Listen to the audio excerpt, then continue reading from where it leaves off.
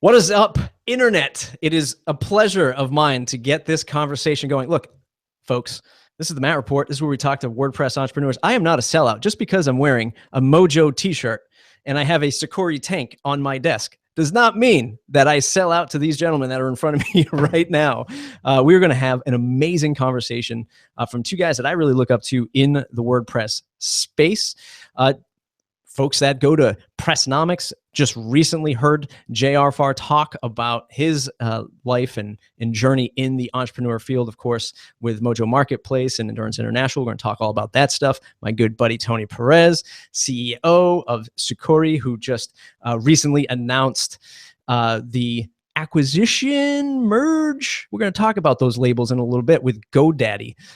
And I have a high level of respect for these gentlemen and honored to have them on the show today. I hope everybody listening and watching learned something from this. It's mattreport.com, mattreport.com/subscribe to join the mailing list. It's the #1 way to stay connected. Email, video, stuff like that goes out there. We are in the intro-ish area of season 5. We're about 4 episodes in, with episode 5 going out quite soon. I couldn't have it happen without my wonderful audience. So thank you, everybody who goes and subscribes and listens and rates the show on iTunes. Really appreciate that. And my sponsors this year: Pagely, Beaver Builder, Liquid Web, Gravity Forms. Thank you very much for supporting my efforts as an independent podcaster in the WordPress space. I really, really appreciate it. Without further ado, we're going to dive right in, starting with JR. JR, the labels that I've pulled from your website: entrepreneur, designer, founder, CEO, Red Sox fan. Hallelujah, brother. Love the Red Sox. And for folks or want to read up about him, if you haven't come across his material before, it's JR Farr, FARR.com. And one of his most recent posts, My Entrepreneur Path So Far. Great post, great video there. Check it out. JR, welcome to the program, sir. Thank you, Matt. To his right, or at least that's the right on my screen, Tony Perez, PerezBox.com. Best blog post to pull to learn about today's discussion is "A Chapter Ends, a New One Begins," posted early April. Tony, welcome to the program. Hey, thanks, man. We briefly chatted, because we're all professionals here on the Matt Report Network. I primed you guys with plenty of material before we began. I wasn't even sure if you guys were friendly before we got onto the show. But we chatted briefly about, what do we even call this? Is it acquisition, merger, expansion of the team? What are the labels that one puts on this stuff? Starting with you, JR, was it just, hey, this is an acquisition, this is my exit? Is that sort of how you've labeled the whole MOJO Marketplace thing? That's a good question. I think for me, I think it's different for everyone, right? But I think for me particularly, I didn't necessarily even want to sell my company. It wasn't something that we were actually seeking out. We were actually, I guess you could put it, sought after by multiple companies. And so I think for us, it was just a timing thing. It seemed like, and there was also just a connection there with the vision that we had and where we wanted to go. And so it kind of made sense. And so I guess for us, it was an extension of the journey versus just an exit. I think for me, it's always more about the climb, the journey, the process, than it is really just trying to actually have a means to an end, I guess is how I'd put it. Sure. Yeah, that's an interesting perspective, because technically it is considered an exit, right? At least for us, and for most acquisitions, when in the VC world, that's what they'll see it as. It was a strategic exit, and it's a great thing, and not a lot of people can achieve that. But for us, very similar to what JR described, it was the same thing. It wasn't necessarily something we sought out to do. It wasn't something that we needed to do, and it isn't the end of the book. And that was the intent of my article, which is we closed out a chapter, and it was just a matter of Daniel and I sitting down and figuring out where do we want to really go, and how do we get there, right? And for us, through this acquisition, it would allow us to scale the product in ways that we only ever dreamed. And for us as product guys, that was a huge win, more than anything else. And so could we have achieved it on our own? Yeah, but maybe in years. Now we have the ability to do that at a much faster rate. And so felt like a win, right? And so while it is an exit for us, both Daniel and I are still very actively involved into our next phase. And so to JR's point, it's kind of an extension to our journey, right? Now we get to see what we've grown, get even bigger, and enjoy that ride as well. A lot of folks sort of look at it as, you know, something like, hey, why even do that? Like, why not just keep sort of beating the street and doing it organically and just keep on grinding? I guess starting with you, Tony, I mean, at what point do you say, you know what, I think I need more resources, more brain power, a bigger team, more connections? Like, what is that sort of tilting point where you say as a founder, look, we need to get to that next level, and this is a great way to do it? You know, one of the things that makes entrepreneurs great is that we have this resilience and this desire. We have this inflated confidence in everything we do. We never really think we're going to fail, right? And I think it takes a lot for individuals to really sit back and say, okay, when you look at the market, when you look at what's going on in the space, when you look at how the organization is growing and the responsibilities you have, you know, what makes the most sense, right? For us, we were at 110 employees, right? We were growing at a specific rate. What would give us the security that not only did we require, but that our employees demanded of us, or that we felt we needed to provide to our employees and our people and our customers to ensure our longevity? And when you start asking those really tough questions, yeah, you still have that confidence, like, yeah, we could do it. The hell with that. Fuck everybody else, right? But when you really start looking at the numbers and you start looking at things, it's like, well, this might make a little bit more sense, right? And while it wasn't something we pursued, we were engaged. And we started to have those conversations, and all of a sudden you start having very heart-to-heart conversations, very rational conversations, and you start realizing that, yeah, you know, this might make the most sense for us right now when you look at the trajectory of where things are going in the marketplace. And every marketplace is different. Every industry is fundamentally different. And for us, at about 110 folks, I think both Daniel and I felt like, you know, we've grown it. We've grown very well. We've grown the organization from an institutionalization perspective, from a customer support perspective, but it might not be a bad idea to get some help. It might not be a bad idea to infuse the organization with new knowledge, with new ideas. And in some instances, when you've grown to this size, the only real way to do that is through something like this, right? You have to have a huge injection of information or knowledge. And an acquisition, of course, achieves that. And so kind of that's for us where we felt that tipping point. Yeah, I'm going to add on to that. I think it's interesting. That's actually an interesting perspective as well. I think, you know, there's something, for me, it was two things. One, it was, gosh, I think you can grow at an exponential rate by yourself in your startup. And I think it's super fun. The ride's amazing. But there is something, like when you talk about true scale, where you actually, you know, infuse 3 million people into your product, feels like it's intense, and to be able to experience that at this scale was actually pretty fascinating. The other thing for me too was, you know, I looked at it as, you know, Endurance, you know, working for Endurance, I mean, that's a company that's doing over $1 billion in revenue, and so that, you know, that there's a lot of things happening, and you're learning from, like you know, Tony's saying, you're learning from these people that are, you know, have amazing backgrounds, and they've built these amazing products and companies at these scale, and so being able to pick their brains. And I guess for me to earn my MBA is what I've done in the last 4 years at Endurance, is just to be able to kind of experience it at this high of a level. These are the top people, these are the top dogs. And so that come from amazing places, you know, and some of the partners we get to work with. And so it's kind of, I guess for me, it's kind of two things. I do think it's kind of fascinating to kind of watch, you know, a vision and a product that you have grow at this scale with this amount of people. Because you can test them, you can test things and get an instant response and kind of say, like, you know, that's a good way to go, or no, that didn't work.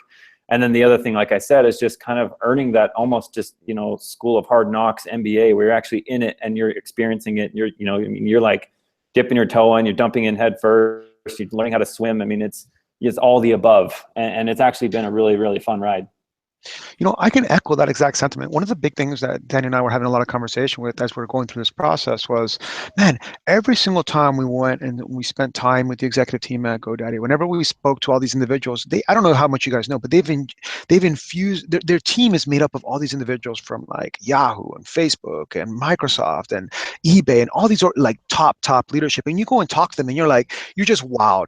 I constantly have this inferiority complex or this imposter syndrome. Like, why am I even in this room having this conversation with these guys? These guys are the cream of the cream, right? They've done things at scales that I've never even imagined, right? And their ability to do it and their relationships and all, I mean, it's just, yes, we could do it on our own, but when you take that level of knowledge, you get to run that much faster, right? I get to learn from all their experiences, and like you said, earn your MBA, from on-job training, and that was really, really exciting for us. And you cannot discount the value that comes from that type of mentorship and experience that we will achieve in the coming months and years. Folks, we get a lot of folks watching. So if you have any questions for these two gentlemen, go ahead and leave those questions in the YouTube live chat window. You'll see that right on the right-hand side. And of course, always subscribe, youtube.com/The Matt Report. JR, in your recent talk at Pressnomics 5 and back in Arizona, you talked a lot about vision. I heard both of you mention vision just now and sort of your descriptions of what it was like. How do you keep the vision consistent from not just yourself, but from the top down? Like, how do you get everybody to buy into that vision and then keep them energized through the acquisition, right? Keep that same vision. If it can maintain that same vision now, that you've been acquired, but how do you keep that vision going from the top down, and how do you keep it consistent after an acquisition? Yeah, so I think it's a couple thoughts come to mind. Number one is, I think a vision is it's ever changing, it's pivoting. You know what I mean? You got to stay on top of it and focused and seeing what the market's doing, see what the competition's doing, seeing how your users are reacting. So there is a change to it, but I will say I do actually quite a couple unique things I feel like at my org. But one is I feel like I am constantly driving the vision until I'm blue in the face. To the point where I have these things called MOJO minutes where I spend 15 minutes with each person. You know what I mean? We've got close to 100 people here, and I'll actually just make sure that they spend 10 to 15 minutes with me one-on-one. We talk through everything that's going on in the business, what's on their mind, what are they thinking about, if they have any thoughts that they're seeing in the space. And then on top of that, there's an onboarding thing that I'll actually come in and personally present the vision to them from top level down, like everything that we're doing and how we're going to do it, why we're doing this, and the roadmap ahead of us. And so it's not just like a put it on the wall and let people walk in and like they kind of see the vision in a statement. It's a consistent nurturing, watering it, putting more of my twist on it constantly with the team. And so I guess it's something you have to be relentless with, just like everything else in a startup and an entrepreneurship kind of mentality. Yeah. Tony, how about you? I mean, I know you're big on. We always sort of side chat about sort of Brazilian jiu-jitsu and sort of determination and working through sort of the grind of things. Plus, with your military background and sort of serving and all that stuff, how do you keep it going? And has it changed now that you are sort of shifting to the sort of the GoDaddy umbrella? JR mentioned something interesting around this, which is, at least for us, our vision has always been relatively consistent. Our vision has always been, we want to get our security product in the hands of as many website owners as possible, right? We want it to be as seamless and as affordable as possible. But what's interesting about what he said was, one of the things that we've learned is over time, it's constant repetition, right? It's constant communicating the same things. What's our high level vision? What do we want to achieve? But then also, what is our vision within each of the respective teams? What are we really trying to accomplish? And I find myself every single time we have conversations, it's always about, those are great ideas, but let's come back. How does that fit this? And what does that really mean again? Let's go back to what that really means. Okay, now that we really understand what that really means, how are we doing that again? Like, okay, so now that we know that, does that answer our question, right? Can we always come back? Does whatever action does any action we're going to take align with what we're trying to achieve? If the answer is no, then why are we doing it again, right? And I think that has been my job now for a while, a couple of years, the same as Daniel's, where it's kind of like, okay, how does this all fit? Does it, and it's on us to go back and constantly remind our teams, and we're constantly telling the same story, constantly repeating ourselves, constantly re-engaging, constantly bringing them back. Okay, that's a great idea, but how does it fit into our greater scheme? And I don't think that changes, right?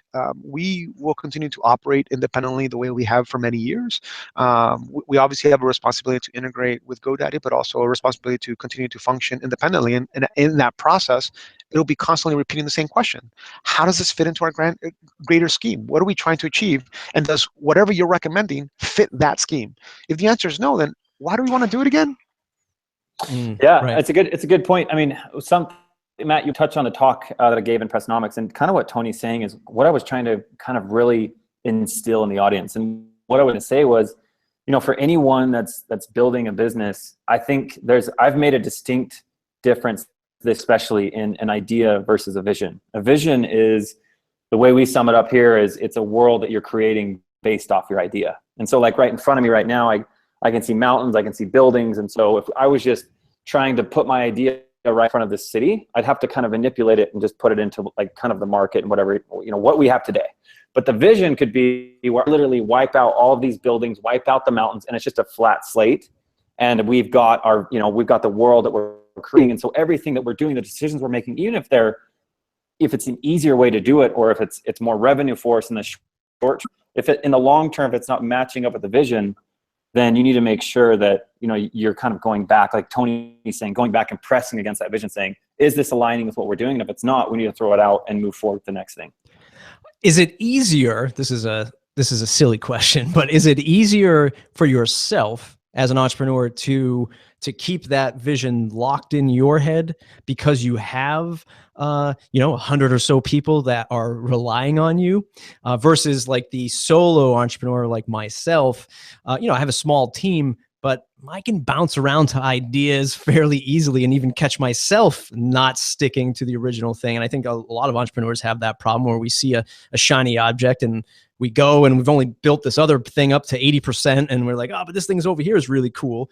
How do you keep yourself aligned with that? Is it just constant like reminding and like a mindset that you've locked yourself into to stay that way? Yeah, I think at least for me, it's just the way I operate, right? It's one of those. I guess I believe it in my soul, so it's very easy for me to be focused on it, right? I've immersed myself in it. It has become my life thing. This is what I do. This is what I'm about. And I think when you allow it to ingrain itself and you believe in it that much, it becomes who you are, right? And so it's not a matter of, it's not like I have to ever sit back and say, no, I have to focus today. No, I wake up focused. Right. And I think one of the biggest challenges I see personally with a lot of entrepreneurs is their inability to focus, right? Mm-hmm. And I see it with my own teams, right? My teams will come and they'll say, oh, we have this great idea for this. That's amazing. But what happens to the idea you had last week? Oh, but I'm not focusing on that. Perfect. Then take that idea, finish that other idea, and when you're done with that one, we'll come back to all your ideas. And they get frustrated, but you're starting to ingrain this concept that it's not just about the ideas. It's about executing and completing the ideas. Even if that idea fails, that's fine. I prefer you execute and finish the idea. And I learned it the hard way than you not completing it. Because if I'm still in this culture of like, we can just do 150 things. If you try to do everything, then you do nothing, right? It's the same concept of if everything's important, then nothing's important. And those are the kind of mantras that I have that they call it the Tony-isms in the team. But I always throw back in their face. Hey, that's awesome. Great idea. But did you finish that other one? No, but I really want to tell you about this. You know what? I'm sure that idea is amazing, and I really want to touch on that idea, but I'm not going to touch on that idea until you finish that one. So you have two choices. You could either finish that idea, and we never come back to this, or you can finish that, and then we can come back to this, right? Whichever one you prefer. And I put it back on them. It's so true, and I think this is where like the term idea gets such a bad name for it, because ideas are actually pretty powerful, but when people have so many of them, they actually don't. The key word here is execution, right? I mean, focus, execution, persistence. All that stuff, it doesn't change. Whether you have 100 employees, 0 employees, 5 employees, it doesn't matter. Like if you're bouncing back and forth, getting to 80% and then moving on to the next thing, you'll actually never see it, because honestly, with MOJO specifically for me, I got to a point where I was in it maybe 16, 18 months, and it was, I saw color to it, but I was getting to a point where I was like, you know what? Should I get a job? Should I go take on this other side project to bring some more cash in because I'm kind of, trying to make things work right now.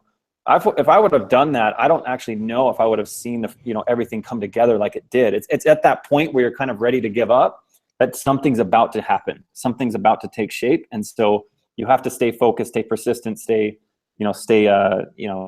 brilliant to what you're doing. Do you have an internal strategy or framework for failing fast now that maybe the team has grown more, and like you said before, over 100 people or whatever? So maybe not in the context of somebody running a business, but even just trying things out, whether it's marketing, a new promotion, a new product, that kind of thing. Do you have any advice for people how to fail fast so they don't get carried away? I don't know if I have a strategy for that. What I can tell you is that I am not concerned about failing.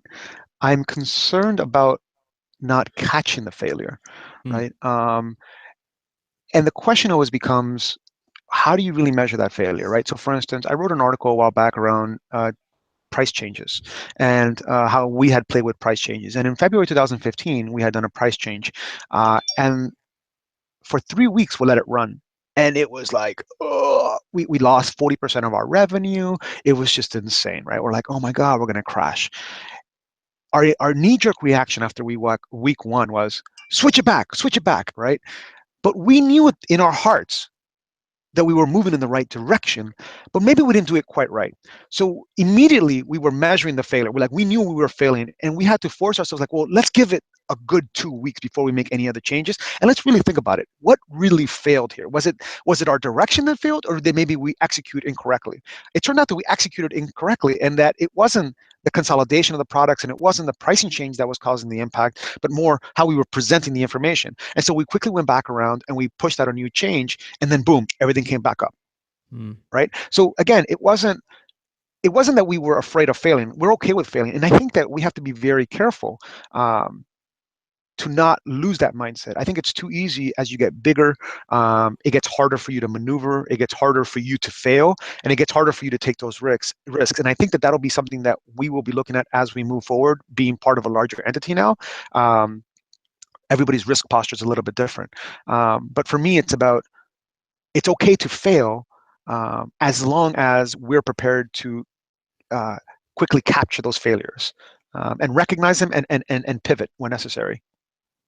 Yeah, I think that's super valid. I mean, I think a lot of stuff Tony's saying exactly what we do here. I mean, we have a couple core values internally that we do that I think might resonate with some people. One of my favorites is the very first one I always talk about. It's eat your own dog food. And it's pretty common. Like, if people understand that phrase, I mean, like, if you understand what it tastes like, you're going to know what your users are experiencing. But I think that the key word that brings, the value that brings, is empathy, right? If you can empathize with your users and experience the pain that they're experiencing, then when you go and launch to the next idea or the next concept inside your business, you're going to have that empathetic feeling, and you're going to actually be focusing on these pain points that are actually solving a real problem, versus just kind of like, well, it seemed like a good idea that I saw on this article on LinkedIn, applying it to something that it has to do with your product or what you're doing. And so you won't go down this rabbit hole where you're like, well, I just tried this thing that I pulled out of my ass and it just didn't work, versus this is a pain point that we're seeing that we're not addressing. And so we're running with that idea and seeing if that works. And then from there, we can pivot and change things and reverse engineer and those types of things, and have things, change course that way.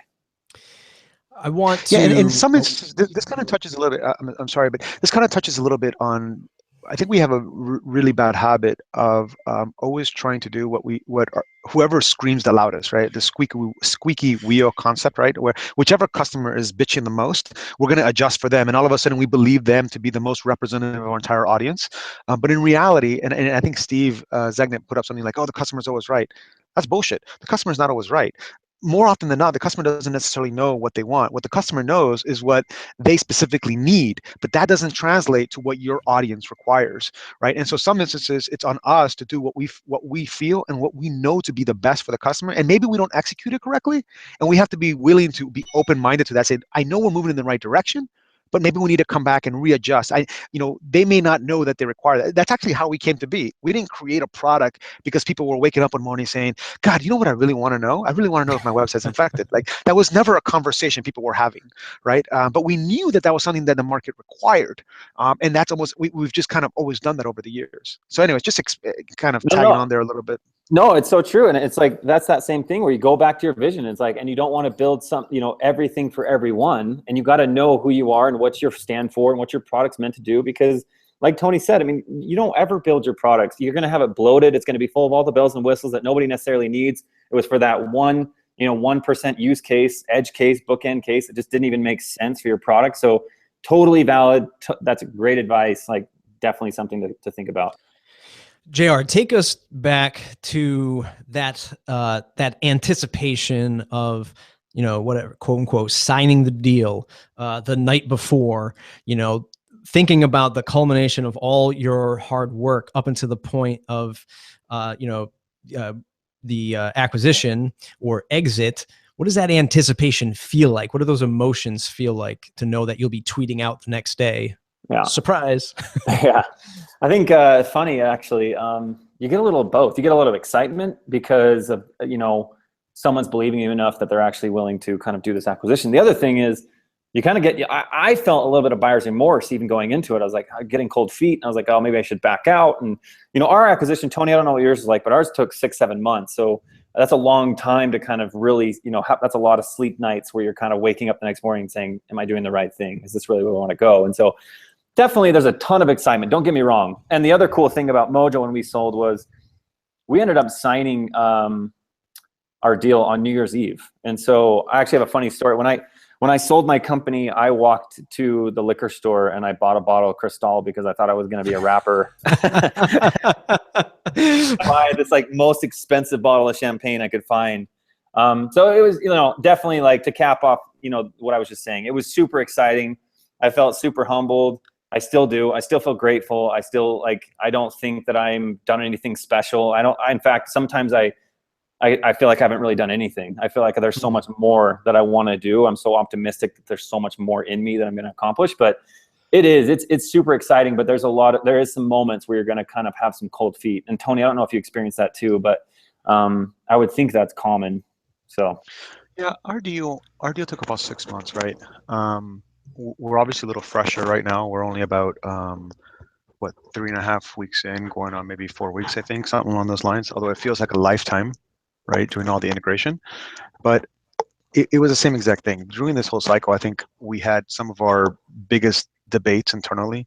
I think Daniel and I had our most intense intellectual debates about how we wanted to address this. And I would even say that there was extreme highs and extreme lows, right? We were really excited about the potential, and then it's like losing a baby, and very few people understand this feeling. And my words don't do it any justice, right? It's highly emotional. You find yourself, in some instances, close to crying, if not crying about it, right? In intense debates. We, similar to what JR mentioned, we went through periods where we had multiple moments of cold feet and multiple moments when we wanted to kill the deal, right? Especially when you're knee deep in the negotiations themselves. It's tough. It's really tough, right? You're trying to do something that you feel is right in your heart, but you have all these people around you as well that it has to work for everybody, and you're like the master negotiator. Right? You have the buyer, you have the investors, you have the people, you have the customers, you have your own partnership, you have your own personal biases as well, and you have to kind of play Switzerland and keep them all in check. And all the while you're trying to make everyone happy, you have to figure out, well, what do you require for yourself as well? And so, if you ever talk to Daniel, he'd tell you, right? We just extreme debates, extreme arguments, right? I never want to see you again, right? Shutting doors, walking away, and then you come back and you're like, okay, let's talk about this again, right? Because at some point, and I've heard this discussed with other founders, and especially those who have exited. It's like, I mean, if we don't, what's the point, right? Like at some point it might, it probably feels good to get the buyout money, and like JR said, like you ran down to the liquor store, you got whatever the most expensive bottle of champagne, and you didn't really think about money or anything like that. I'm sure that it feels there's a win there, and there's a win there as well, right? Like it's like, man, well, what are we gonna do? Are we gonna keep grinding for the rest of our lives, or is this the victory? Like, why did we set out to do this in the first place? This should be celebrated, right, and looked at as yes, a tough let go, like, oh, my baby's going off to college kind of thing, or oh, well, at least I made it. Like, it's validated. I won. On to the next thing. Or am I just delusional? No, it's a good milestone, right? As an entrepreneur, I mean, Daniel and I never set out to be entrepreneurs, right? We never thought we would generate $1 million a year, right? We never thought we would grow our team to 110 folks. We never thought we'd have over 40,000 customers. Like, it just never, that was never why we built this, right? We kind of stumbled into the business by, it's like, let's start it as a project. That's kind of how it was progressing. And then we turned around one day like, fuck, we got a business, right? We should probably do something about this. And we should formalize things. And so, yes, there's as an entrepreneur, to demonstrate the ability to grow something from nothing to something, to have a successful, what they would consider to be a successful exit, is a great accomplishment as an entrepreneur. At least for us, I know for Daniel and I, we didn't really go buy anything. It was like business as usual. In fact, we were so exhausted, and then we just started the integration. It was just next phase, right? Nothing happens. So you do a deal, and everybody just kind of stares at each other, and you're like, that's it. And you don't even sign the deal, right? You sign the deal like 24, 40 hours in advance. Your attorneys hold it in escrow. The attorney sent an email like, okay, we're completed. The other attorney says we're completed. And then somebody makes a phone call like, okay, we're signed. And we're like, that was as anticlimactic as it gets. What now? Right? Oh, well, oh, by the way, you have a meeting in an hour to talk integration. You're like, oh, fuck my life. Right. But it's just, you're so consumed by the whole process that maybe it just hasn't hit us. Maybe it's a little fresher for us now. I think it will. I think, Tony, I think it sounds like we're the same too. I mean, entrepreneurs, right? Like we're in it for the climb. We're in it for the journey. We're in it for the risk and the excitement of that. And so when that does happen, it's true. It's kind of like, well, that was cool, I guess. But, what do I do now? Like, what I'm bored. Like, where do we go now? So I think it will hit you. I think you'll have people come up to you and be like, have you really celebrated that? Have you really, that was a big accomplishment. And you'll have some moments where you'll kind of reflect and be like, yeah, I guess that was a big deal. That was neat that I did that. So I think the other thing I wanted to say about this too is, and not that everybody's selling their company every day, but if you do, I think something that I love that we did, and I think I appreciate Endurance for, is the autonomy that we asked for and the culture that we wanted to breed and keep. And so I do feel like, if you walk into our office, it's very culture. There's people running around on hoverboards. There's, it's what we wanted, and it's what we asked for. And I think that's another important thing as you're going into this acquisition is think through not only your vision and what you stand for and what you want things to be, but your people are important, right? Like, this people here is what makes Mojo today. It's not the brand, it's not our products, it's not anything. It's the people in this building that make Mojo what it is. And so culture is a big thing for us, and I think it should be a big thing for you too, as you're selling your company to a big, large corporation that is probably used to running a large corporation with thousands of people that have processes in place, and it can get slow and mundane and painful. And you want to try to avoid that so you can keep the innovation and keep the progress going that you've been building. Yeah, I agree with that. And that's actually, one of the conditions for our acquisition was that our entity continues to survive, right? That our people, we were very protective of all our people, how we were operating. And I think there's a lot to be said for an organization that is willing to keep something like that, especially in our configuration. We were fully remote, right? 110 people distributed across 26 different countries. For a public company, for GoDaddy, very similar to what it is for EIG, that's a lot of risk, right? Trying to bring on those people, very, very different from their norm. And everybody likes to bash these organizations, but it's one of those like, hey, listen, we have to respect and acknowledge change, and you have to respect and acknowledge that they're open to change. We see it in their actions. Look at the type of organization that they were acquiring. Look at what they did with Managed WP. Look at WP Curve. Look at Security, right? They're saying, we know that we have to change, and we see what's going on in the market, and we're not only seeing it, but we're investing in it, right? So they brought us in, they're keeping us independent. Yes, we're rolling our technology in, they're gonna help us improve. At the same time, we're still gonna have a responsibility for our customers and growing our entity. I think I think that's really, really powerful, and we cannot dismiss that. Very similar to what seems happened with Mojo, right? They acquired you guys, they maintained your team. You were able to protect all your team members, continue to function as an entity. I think that's a beautiful thing. It's very easy for us to knock these organizations, but then when you see what they're doing, it's kind of like, man, that's really cool. You see, it's very, very difficult to change at 110 people. Imagine how difficult it is to change at 6,000 people, which is what we're dealing with at GoDaddy, right? I don't think anyone's going to knock on your door, Tony, either, and say, "Hey, you know what, Tony, you're going to have to change that thing that that thing that you want to do. It's not going to happen." I think they're all afraid to come down and knock on your door about stuff like that. The question I have next is this thing that's been rattling around in my brain for quite some time, or at least over the last year, of sort of how web hosts, large hosting companies, are in a really good position right now to sort of shape the way hundreds of thousands, if not millions, of people interact with WordPress. Specifically, I know GoDaddy sort of has a whole sort of onboarding suite, for lack of a better term, for getting people into WordPress.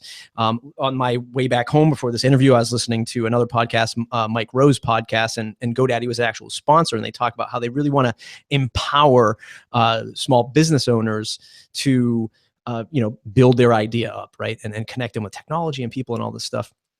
So I know that is all to say that I know both of your answers will be biased. So I'll just hit it with, why do you think hosting companies are in the best position to sort of shape the future of WordPress? And I use that term fairly loosely, but I feel like they have the power, they have the awareness, they have the capabilities to do that, even if people in the WordPress space don't want it to happen.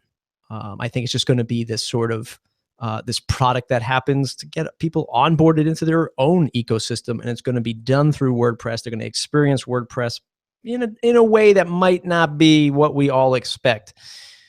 Tony, I'll throw it over to you first. Am I crazy for thinking that? Is that sort of an overall strategy that you're hearing? Like, what do you think? Why did it have to come to me? I was waiting for PR's response. Because I know your PR team doesn't even know we're doing this yet, right? So I want to get it in before it gets shut down. Well, so I don't know much about the big GoDaddy, right? I can tell you my perspective from the way where I sit in the world that I look at. The first thing I would say is that I think the people you hear in the WordPress community is not very representative of the WordPress community, right? It's a very, very small subset of the people that listen to the Matt reports or go to WordCamps or involve in forums. Those are not representative of the buyers or the users of WordPress, right? And when you flip that around and you start thinking of who the real users are, the dentist shop that needed to set up a website, and they don't really know whether they're using WordPress or Joomla or Drupal. They just know that they're using a WordPress site or a site. They get their information up, and it's their designer that deployed WordPress, right? When you think about it from that perspective, these hosts have this ability to create these marketplaces, right? And when you think about it from a business perspective, think about it from my own perspective, for instance.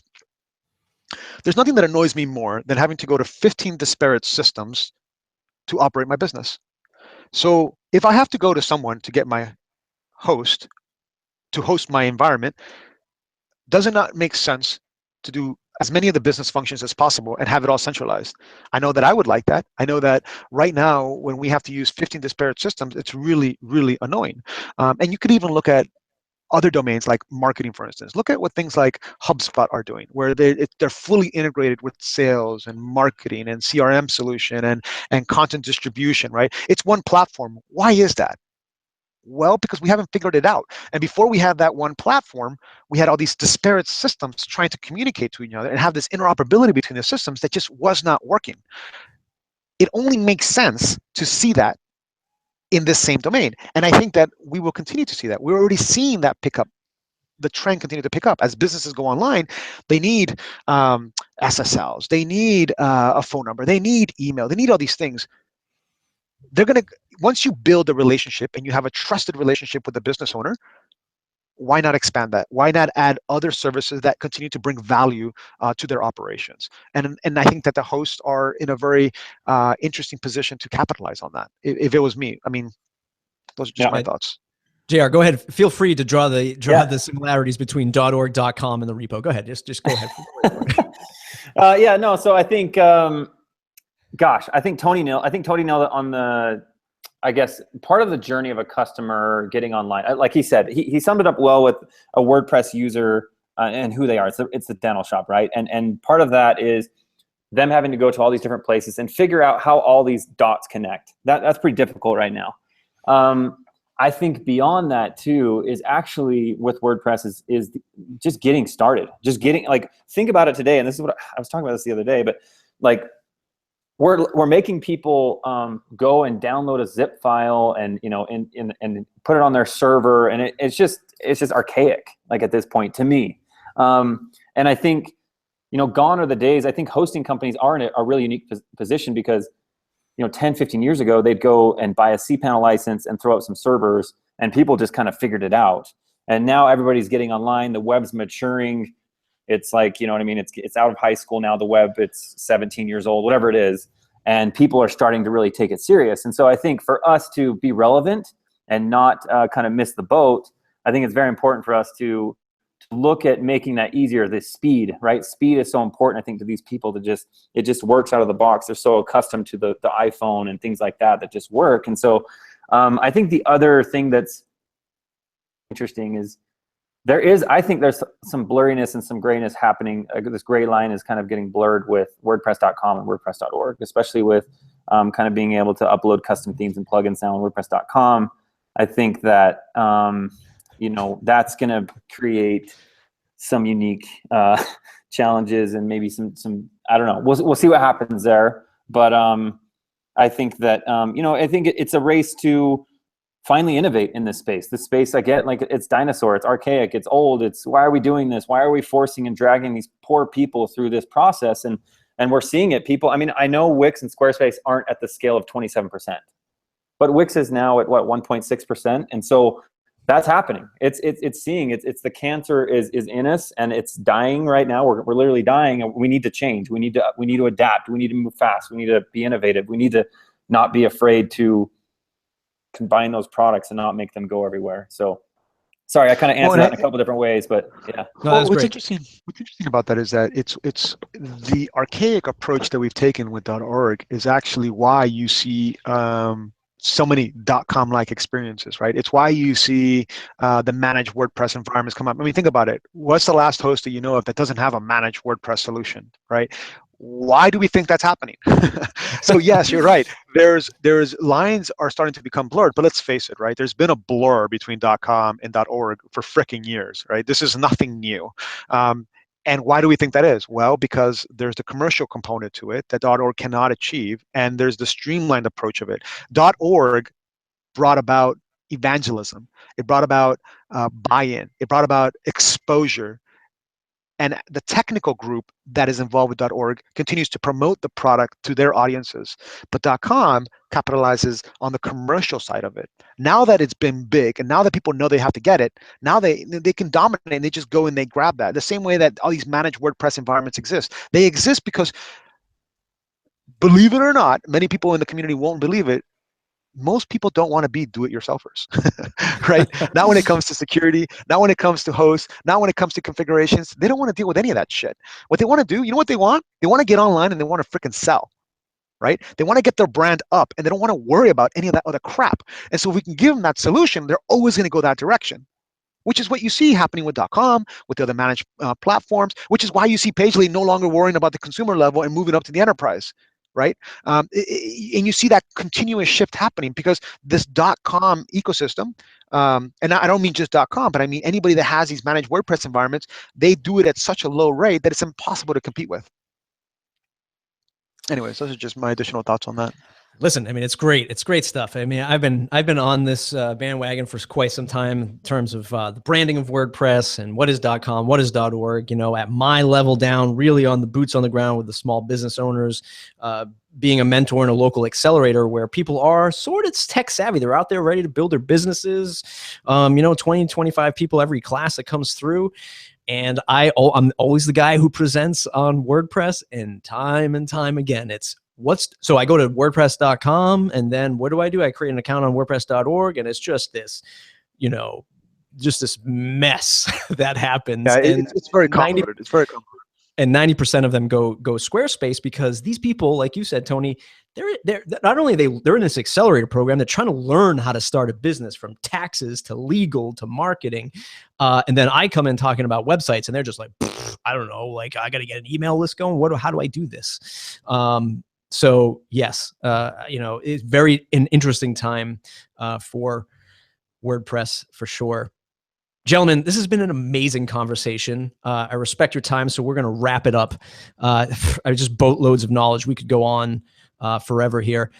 JR, where can folks find you on the web to say thanks? I know you got some video stuff rocking. Go ahead and promote out the stuff you got going. Sure. No, I mean, nothing crazy. I mean, obviously a CEO, founder of MOJO Marketplace, and then, my personal brand's just JR Farr, anything Twitter, website, any of those. But we do have some awesome video content that's rolling out that I'm actually pretty excited about, and about to launch the new show called The Climb, which I think is going to be pretty awesome for entrepreneurs. So excited about that.